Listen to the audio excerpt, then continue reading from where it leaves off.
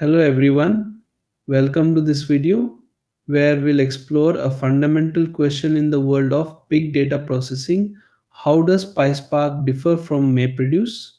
Both PySpark and MapReduce are powerful frameworks for handling massive datasets in distributed environments, but they differ significantly in their design, execution model, speed, and ease of use. In this video, we'll break down these differences, highlight their strengths, and help you understand when to use each. Let's dive in and uncover what sets PySpark apart from MapReduce. Introduction. Apache PySpark and Hadoop MapReduce are two powerful frameworks for distributed big data processing, but they differ fundamentally in their approach and capabilities. PySpark, built on Apache Spark, offers a fast, in-memory computation model that significantly outperforms MapReduce, which relies on disk-based processing. PySpark is designed for ease of use with its expressive APIs, supporting advanced features like real-time streaming, machine learning, and graph processing, making it more versatile. In contrast, MapReduce focuses on batch processing and requires more effort to implement complex workflows. These differences make PySpark the preferred choice for modern, scalable data processing pipelines. Key differences between PySpark and MapReduce. Programming model.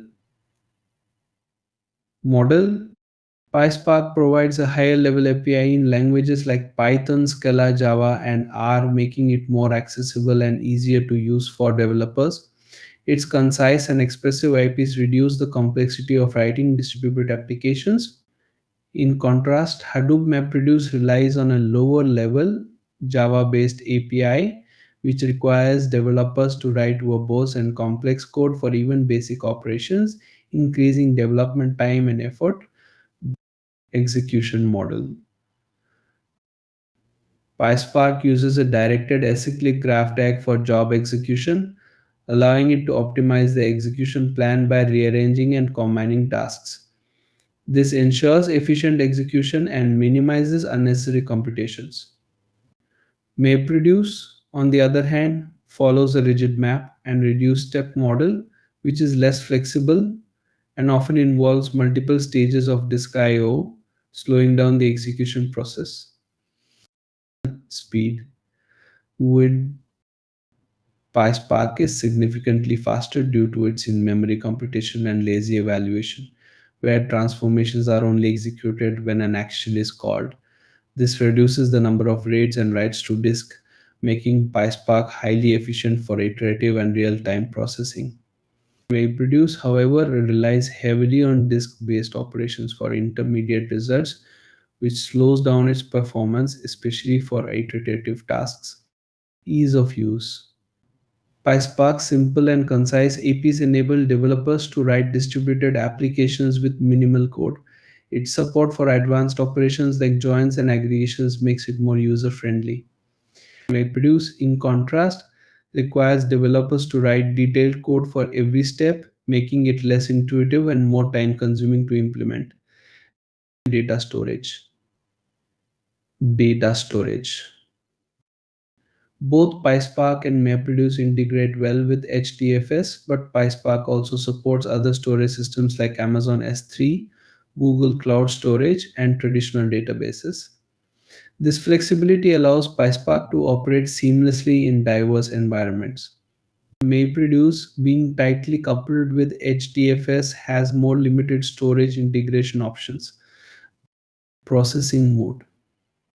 PySpark supports multiple processing modes, including batch processing, streaming, and real-time data processing, making it suitable for a wide range of use cases. MapReduce, however, is limited to batch processing only, which restricts its usability in modern big data workflows requiring real-time analytics or streaming. Fault tolerance.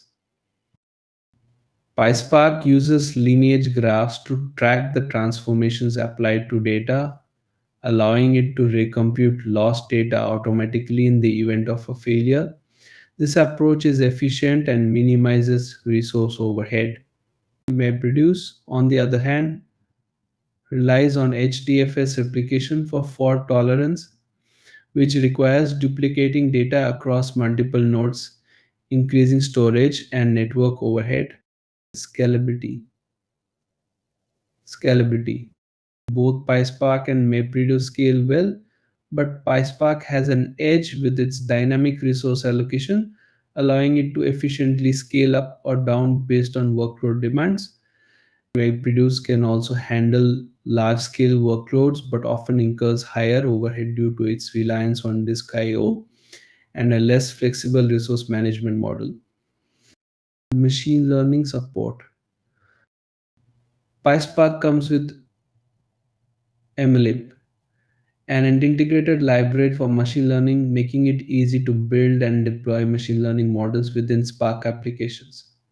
MapReduce lacks native machine learning support and relies on external tools like Apache Mahout, which adds complexity to the workflow. Ease of debugging.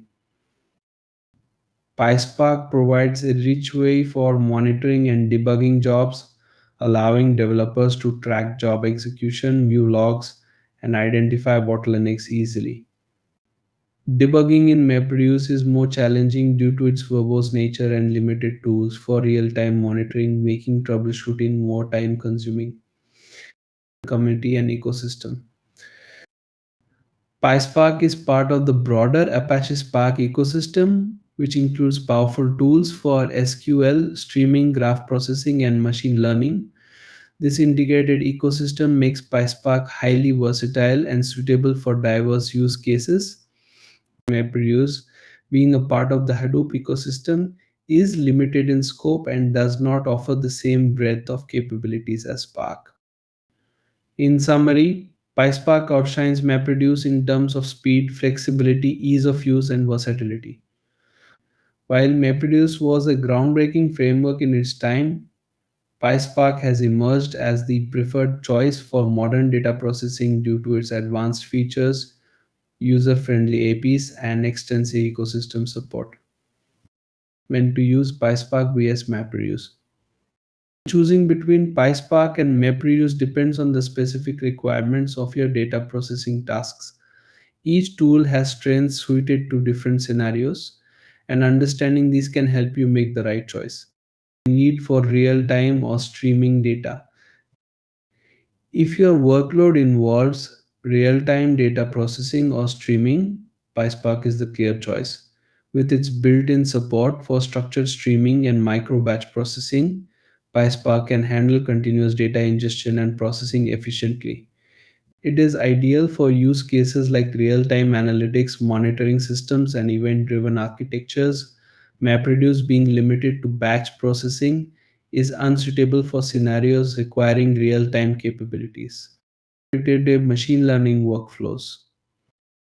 For machine learning workflows, especially those involving iterative computations, PySpark is highly recommended. Its MLib library provides a seamless environment for building, training, and deploying machine learning models directly within the Spark ecosystem. In contrast, MapReduce's disk-heavy execution model makes it inefficient for iterative tasks, and the lack of native machine learning support means relying on external tools like Mahout, which adds complexity. Legacy Hadoop ecosystem compatibility. If your organization already has an established Hadoop ecosystem with tools like HDFS, Hive, and Pig, and the workload consists of simple batch jobs, MapReduce can be a good choice. Its tight integration with Hadoop ensures compatibility and reliability in legacy systems. However, for new systems or projects, PySpark offers a more modern and flexible approach. Batch processing of simple jobs. For straightforward batch processing jobs, particularly in environments where Hadoop is already set up, MapReduce can still be an effective solution. Its simplicity and reliability in handling such tasks can make it a suitable choice in such cases. However, if scalability, speed, or advanced features like in memory computation are needed, PySpark provides a significant advantage. Developer-friendly API. When it comes to ease of development, PySpark stands out with its developer-friendly APIs in Python, Scala, Java, and R.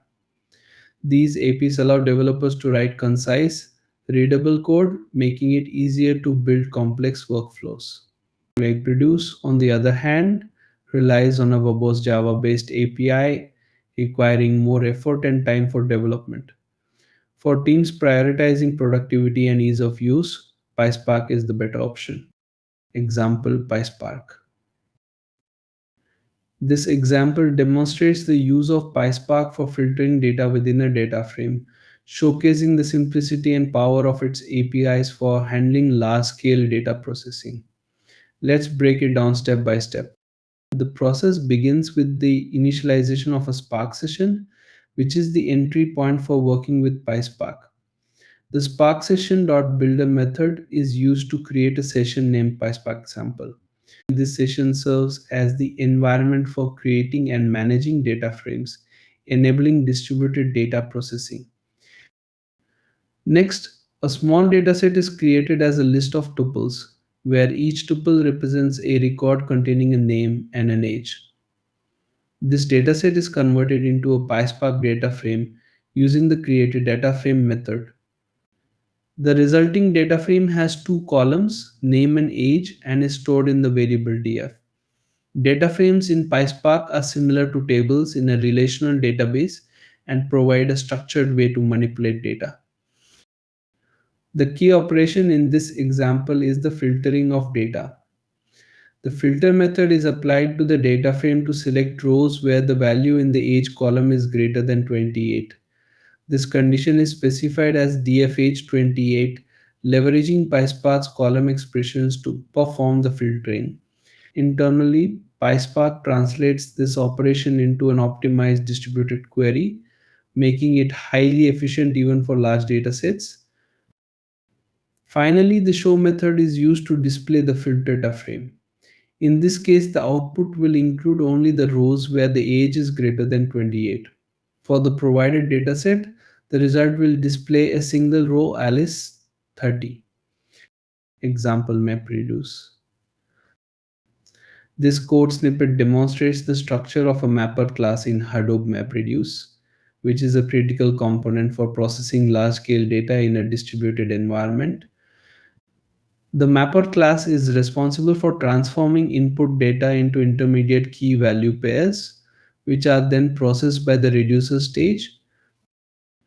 The class extends mapper longitable text iteratable, which is a generic class provided by Hadoop.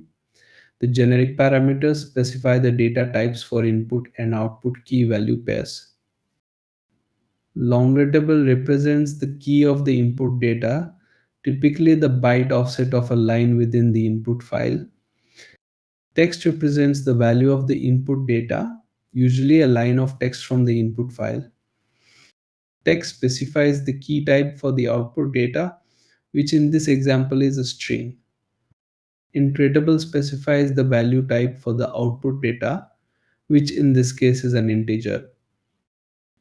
The core logic resides in the map method, which is overridden to define how the input data is processed. The parameters of the map method are long readable key, the input key, often representing the position of the current line in the input file. Text value, the input value, typically containing the content of the line being processed.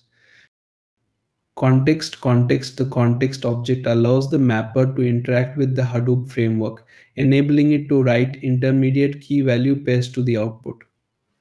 Beside the map method, the user defines the logic for processing each input record. For example, the mapper could split a line of text into words and output each word as a key with a value of 1, a common pattern for word count applications. The context.write method is used to emit the intermediate key value pairs, which are then shuffled and sorted before being processed by the reducer. And that's a wrap on the key differences between PySpark and MapReduce. While MapReduce laid the foundation for distributed data processing, PySpark has revolutionized it with faster performance, real-time capabilities, and user-friendly APIs. Each tool has its strengths and specific use cases, and understanding these differences helps you make the right choice for your big data projects. If you found this video helpful, don't forget to like, share, and subscribe for more insights on PySpark, big data, and distributed computing. Thanks for watching and see you in the next video.